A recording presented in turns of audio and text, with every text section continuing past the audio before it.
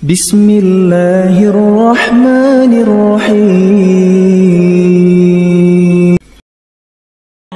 Saya pernah jelaskan di awal-awal kita jelaskan masalah neraka ini, kalau nanti ada 3 golongan di hari kiamat. Ada golongan yang masuk surga tanpa hisab, tidak ada timbangan lagi, masuk surga langsung. Ini kalangan para nabi-nabi, syuhada, ya, anak-anak muslim yang meninggal sebelum balik, ya. Orang-orang yang ahli ibadah yang selalu bertaubat sehingga dosanya bersih. Cobaannya di dunia banyak.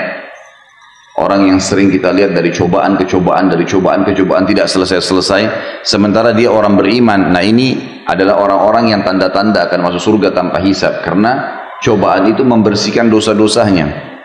Sebagaimana ada hadis Nabi SAW yang berbunyi dalam hadis Bukhari Muslim, seorang mukmin akan diuji di dirinya, di hartanya dan keluarganya, sampai dia bertemu dengan Allah hari kiamat dengan keluarganya dalam kondisi tidak ada lagi dosanya.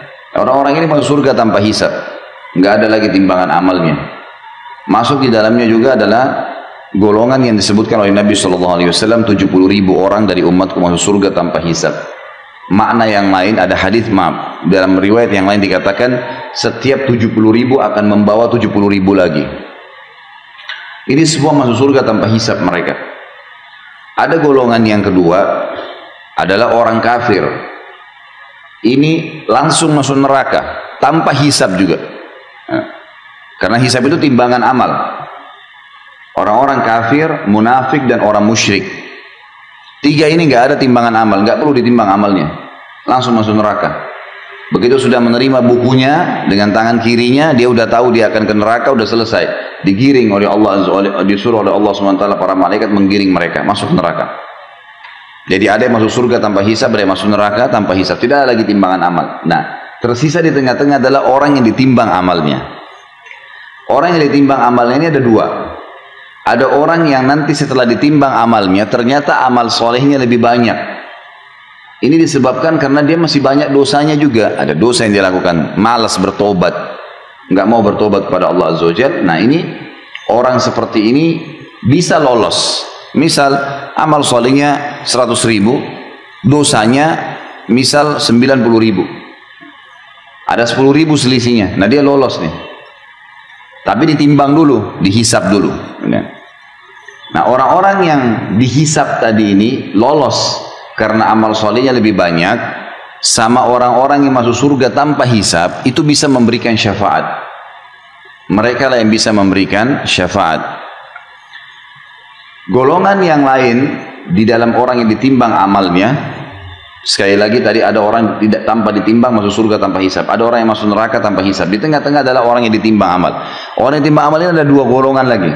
Golongan yang ditimbang amalnya dan memang secara murni tanpa ada bantuan dari manapun, tanpa ada syafaat, memang amal solehnya lebih berat daripada dosanya. Cuma dia ditimbang karena dosanya masih banyak. Tadi saya kasih contoh, misal amal solehnya 100.000, dosanya 90.000. Nah, ini berarti dia selamat masuk surga, tapi dihisap dulu, gitu kan? Nah, orang seperti ini dengan orang-orang yang masuk surga dari awal tanpa hisap bisa memberikan syafaat, dia bisa memberikan pertolongan. Golongan kedua dari orang yang ditimbang amalnya adalah orang yang ditimbang amalnya, tetapi amal buruknya lebih berat. Amal buruknya lebih berat. Misal kita balik tadi, ada orang yang lolos 100.000 pahala, 90.000 dosa. Kita balik, orang yang ditimbang kedua ini adalah dosanya yang 100.000, pahalanya yang 90.000. Ya. Ini orang masuk neraka. Secara hitung-hitungan dia harus masuk neraka dulu, bersihin yang 90.000 itu. Ya. Tapi di sini ada banyak pendapat ulama. Yang pertama dikatakan, kalau dosanya 90.000, dosanya 100.000, ini misal pahalanya 90.000, maka dia disiksa di neraka sesuai dengan kadar selisihnya saja, bukan semua dosanya, karena dia punya amal saleh. Dia punya amal saleh. Jadi misal kadarnya cuman beda 10.000, ya 10.000 itulah yang disiksa di neraka, karena yang lainnya dianggap berimbang dengan amal salehnya. Makin banyak dosanya, makin lama di neraka. Misal kalau selisihnya banyak sekali, dosanya 100.000, mungkin amal solehnya cuma 1.000. Ini berat buat dia, dia akan disiksa. Bahkan ada orang hari kiamat, amal solehnya tidak ada sama sekali. Kalaupun dia ibadah, sholat, riya, sedekah, riya, atau tidak ada yang dia buat, mungkin cuma seumur hidupnya cuma 2 kali sedekah. Mungkin ada orang cuma 2 kali sholat, muslim tapi tiap hari buat dosa, dusta lah, dengar musik lah, inilah, itulah, zina lah, macam-macam. Dosanya banyak. Nah ini berat ini, dia akan masuk neraka sampai bersih dosa-dosanya itu kan. Nah, baik. Jadi di sini orang yang ditimbang amalnya. Yang kedua ini adalah orang yang dosanya lebih berat, lebih banyak daripada amal soleh, dia akan masuk ke neraka. Kita masuk ke bahasan kita masalah syafaat. Orang yang masuk surga tanpa hisab tadi, dengan orang yang sudah lolos murni memang karena pahalanya banyak, dosanya ada tapi pahalanya lebih banyak, mereka boleh memberikan syafaat. Yang diberikan syafaat adalah orang yang tadi ini, yang ditimbang dosanya lebih banyak daripada amal solehnya. Tidak ada syafaat bagi orang kafir, nggak ada syafaat untuk orang munafik, nggak ada syafaat untuk orang musyrik.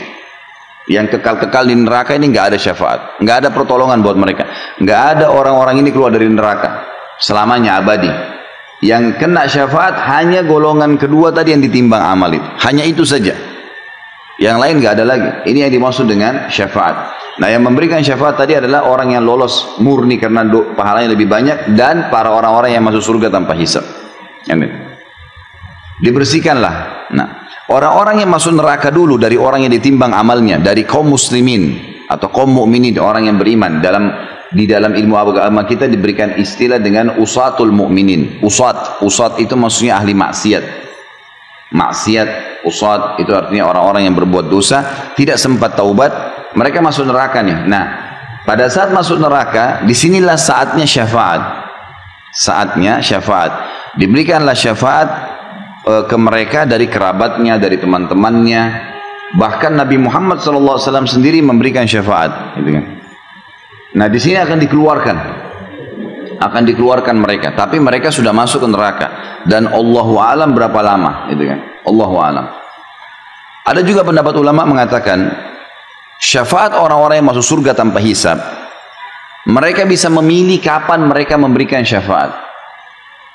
Mereka bisa memilih kapan memberikan syafaat. Misal sebelum masuk surga pun Nabi Muhammad SAW dan para nabi-nabi bisa memberikan syafaat sebelum masuk surga.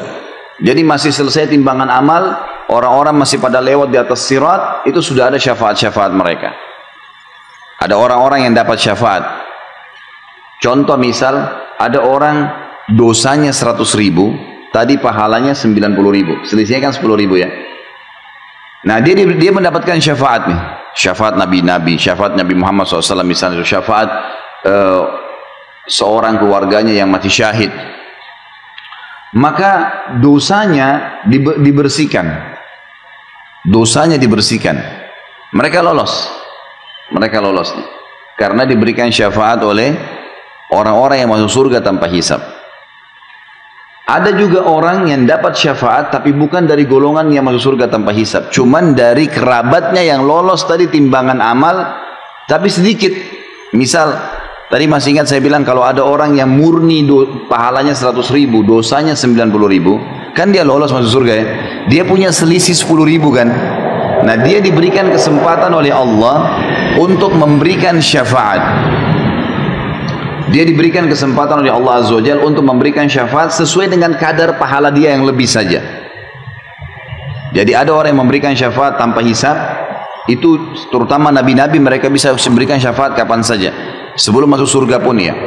Ada orang-orang jadi diselamatin tuh orang-orang sebelum masuk surga, sebelum masuk neraka sudah diselamatin. Ada orang-orang enggak, mereka masuk neraka dulu lalu ditolong. Nah, yang menolong mereka ini bisa para nabi-nabi juga. Syafaat yang lainnya bisa sebelum masuk neraka atau sudah masuk neraka. Ada juga kerabat mereka yang lolos timbangan amal tapi kadar selisihnya sedikit. Misal antara pahalanya 100.000, dosanya 90.000. Nah, ini selisihnya sedikit 10.000. Dia cuma bisa menolong 10.000 itu saja. Misal ada kerabatnya ternyata butuh 9.000 pahala, dikasihlah sama dia. Bukan dikasih dari pahala dia ya, kadar itu bisa dipakai. Dia bantulah, misalnya ibunya kurang 9.000 dikasih sama dia, sisa 1.000 dia kasih kepada adiknya misalnya. Tapi adiknya ini punya dosa 5.000, Dia dibantu 1000. Berarti kan belum bisa masuk ke neraka nanti si adik, tapi cuma kadar 4000 disiksa. Ada begitu. Itu namanya semua itu ada bentuk-bentuk syafaat ya. Pertolongan-pertolongan yang akan membantu. Tetapi ini semua tentu targetnya kita jangan jadikan sebagai target Bapak Ibu sekalian. Karena pertolongan itu bisa dapat bisa enggak. Iya, kalau misalnya anak kita misalnya nunjuk kita atau saudara kita nunjuk kita, mungkin dia tunjuk orang lain. Pada saat itu orang sudah beda keadaannya, gitu kan? Orang akan memikirkan terserah dia mau selamatin siapa. Nah, itu masalah, gitu kan? Makanya orang yang mati syahid memberikan syafaat 70 orang yang dia kenal itu bebas, kerabatnya kah, temannya kah. Sampai para sahabat kalau mereka berperang, sebelum masuk di kancah peperangan mereka saling berwasiat. Nanti kalau saya mati duluan syahid, Allah mudahin saya akan berikan kau syafaatku. Temannya bilang, kalau saya mati syahid saya juga akan berikan kepada kamu. Jadi mereka sudah janjian sebelum meninggal dunia, sampai seperti itu. Karena mereka yakinnya tentang keadaan pada hari kiamat nanti. Ini makna tafsir dari surah Taha 109. Karena dikatakan di sini, pada hari itu tidak berguna syafaat. Kecuali syafaat orang yang Allah Maha Pemurah telah memberi izin kepadanya. Diberi izin karena dia lolos memang tanpa hisab, atau dia memang dasarnya lolos karena amal solehnya lebih banyak. Di garis bawah juga satu hal, orang-orang yang dibantu supaya bisa timbangan, misal dosanya 100.000, pahalanya 90.000, lalu ada yang bantu dia 11.000 pahala, kadar 11.000 pahala. Jadi akhirnya pahalanya lebih banyak sekarang, 90.000 sementara dosanya 89.000, kan gitu. Orang ini lolos masuk dalam surga, dia juga lolos berkat pertolongan orang, tetapi melewatin sirat dia terkoyak.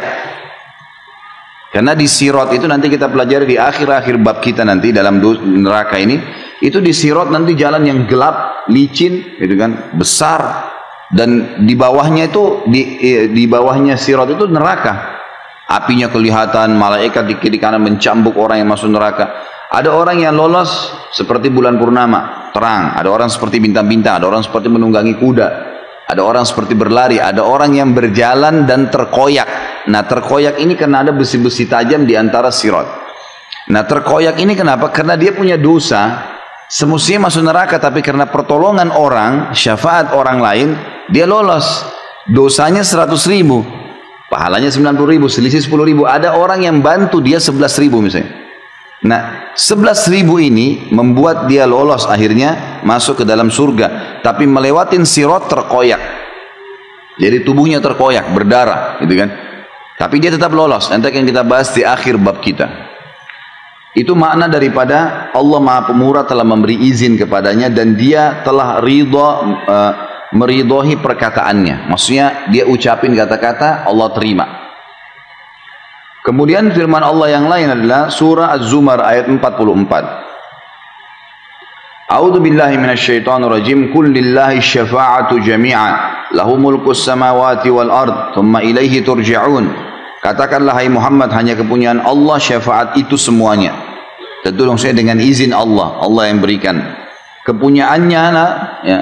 Dan ini Bapak Ibu yang sudah tahu tentunya saya bisa ingatkan kembali, kalau nya besar berarti di tengah-tengah huruf begitu Allah, kembali kepada kata ganti Allah, sama dengan dia, D-nya biasa dibesarin. Nah, itu berarti kata ganti Allah. Kepunyaannya lah ya, kerajaan langit dan bumi. Kemudian kepadanya lah kamu dikembalikan. Saksi bahasan kita adalah masalah hanya kepunyaan Allah syafaat itu. Jadi Allah Azza wa Jalla yang memberikan kesempatan. Kalau enggak maka tidak bisa mengeluarkan atau memberikan syafaat. Ya, tidak bisa memberikan syafaat. Selanjutnya kita lihat surah Zukhruf ayat 86. Ini di buku kita tidak ditulis soalnya ayatnya. Buka surah Zukhruf ya. A'udzu billahi minasyaitonir rajim. ولا يملك الذين يدعون من دونه الشفاعة إلا من شهد بالحق وهم يعلمون. Dan sembahan-sembahan yang mereka sembah selain Allah, patung kah, pohon keramat kah, atau apa saja, tidak dapat memberi syafaat. Akan tetapi orang yang dapat memberi syafaat ialah orang yang mengakui yang hak, tauhid, beriman kepada Allah, dan mereka meyakininya. Kita bahas sekarang hadis Nabi SAW. Tadi beberapa ayat Al-Quran yang menjelaskan tentang syafaat. Dan sudah saya rincikan tadi seperti apa syafaat pada hari kiamat itu. Di dalam hadis riwayatkan Imam Bukhari dan juga Imam Muslim, Abu Sa'id Al-Khudri radhiyallahu anhu meriwayatkan dari Nabi SAW, yadkhulu ahlul jannatil jannata wa ahlun nari nara. ثم يقول الله عز وجل أخرجوا من كان في قلبي مثقال حبة من خردل من إيمان فيخرجون منها قد اسودوا فيلقون في نهر الحياة فينبتون كما تنبت الحبة في جانب السيل ألم تر أنها تخرج صفراء ملتوية. Ahli surga pada saat sudah masuk ke dalam surga, semuanya sudah masuk ke dalam surga, dan ahli neraka sudah masuk ke neraka. Kemudian Allah Azza wa Jalla berfirman, keluarkanlah siapa saja dalam hatinya terdapat seberat biji sawi dari keimanan. Keluarkan siapa saja dalam hatinya terdapat seberat biji sawi keimanan. Lalu mereka dikeluarkan dari neraka dalam keadaan telah menjadi hitam. Lalu mereka dilemparkan di sungai kehidupan, sebuah sungai kehidupan. Sungai kehidupan ini ada di depan surga, di depan surga. Sungai khusus untuk dipakai memandikan atau membersihkan orang-orang yang sudah hangus di neraka. Lantas mereka tumbuh seperti biji yang tumbuh di samping aliran air. Kita lihat kalau misalnya ada got atau ada aliran air, biasanya karena lembabnya sampai tumbuh rumput-rumput kecil, ya, tanaman-tanaman kecil. Nah seperti itu. Nanti ahli neraka ini mereka terbakar, hangus, belang-belang, lubang badannya, tapi nggak mati. Naudzubillah, tapi nggak mati. Maka mereka dikeluarkan oleh orang-orang yang menolong mereka, yang memberikan syafaat, dibawa keluar.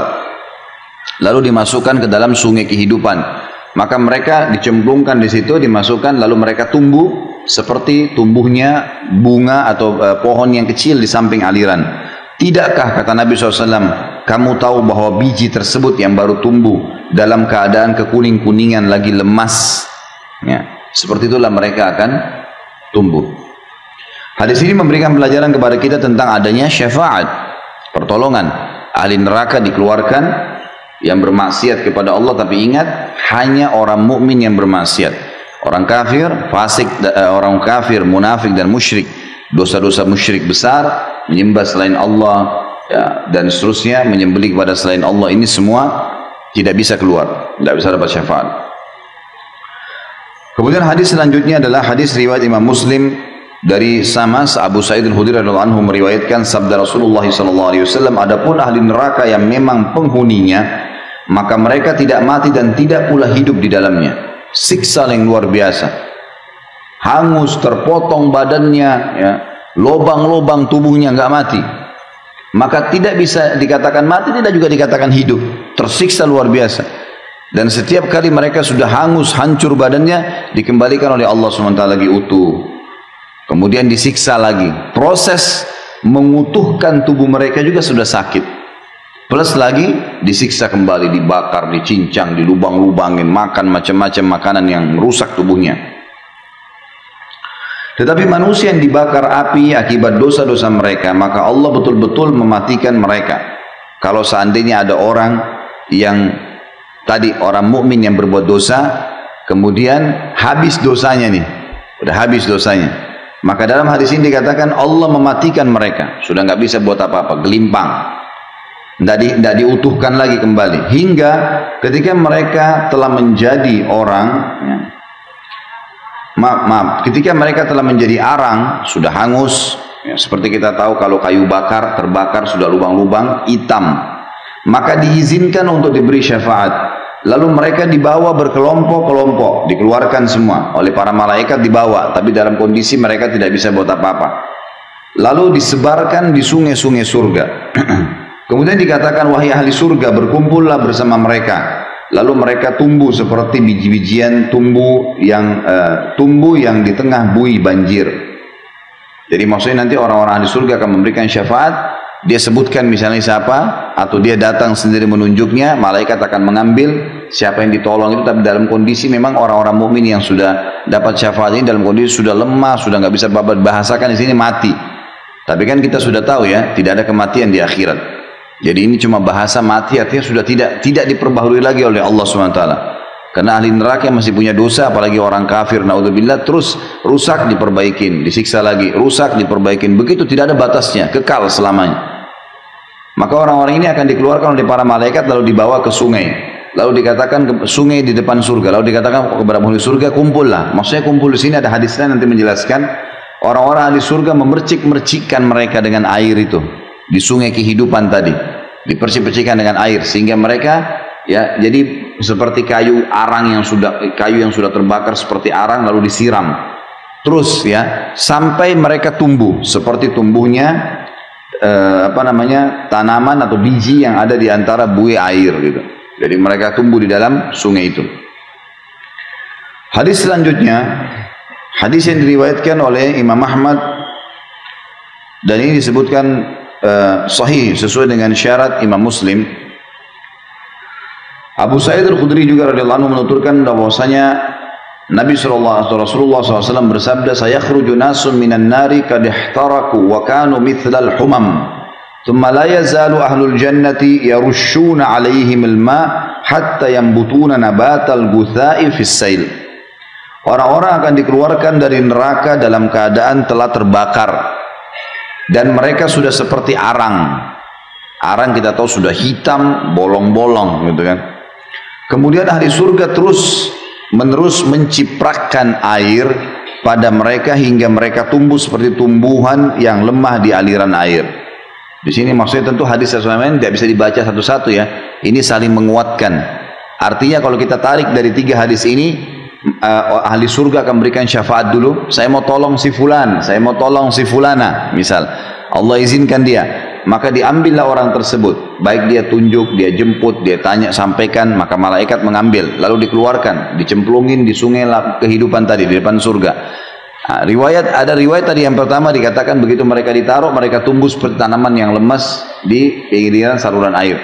Riwayat yang kedua dan yang ketiga menjelaskan ahli surga memercikkan mereka dengan air tersebut. Jadi terus disiramin sampai mereka tumbuh utuh menjadi manusia yang utuh, jadi seperti warna kekuning-kuningan tadi kata Nabi SAW, seperti pohon yang baru tumbuh, warnanya indah tapi masih lemas ya, dalam kondisi memang lemas.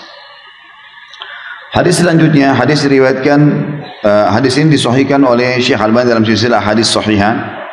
Abu Sa'id Al-Khudri radhiyallahu anhu meriwayatkan sabda Rasulullah SAW, "Inna Allah azza wa jal yukhriju qauman minan nari ba'da ma la yabqa minhum fiha illa al-wujuh wa yudkhilhumullahu al-jannah." Sesungguhnya Allah Azza wa Jalla akan mengeluarkan satu kaum dari neraka setelah tidak tersisa dari mereka di dalamnya kecuali wajahnya. Hancur semuanya, wajahnya yang ya, masih ada terlihat. Lalu dia memasukkan mereka ke dalam surga. Maksudnya Allah SWT masukkan mereka ke dalam surga. Tapi sama, hadis ini juga sama dihubungkan dengan hadis sebelumnya. Sebelum masuk surga, tidak dibiarkan dalam kondisi parah seperti itu, dicemplungin di sungai kehidupan tadi, lalu kemudian mereka utuh menjadi manusia kembali, baru dimasukkan ke dalam surga.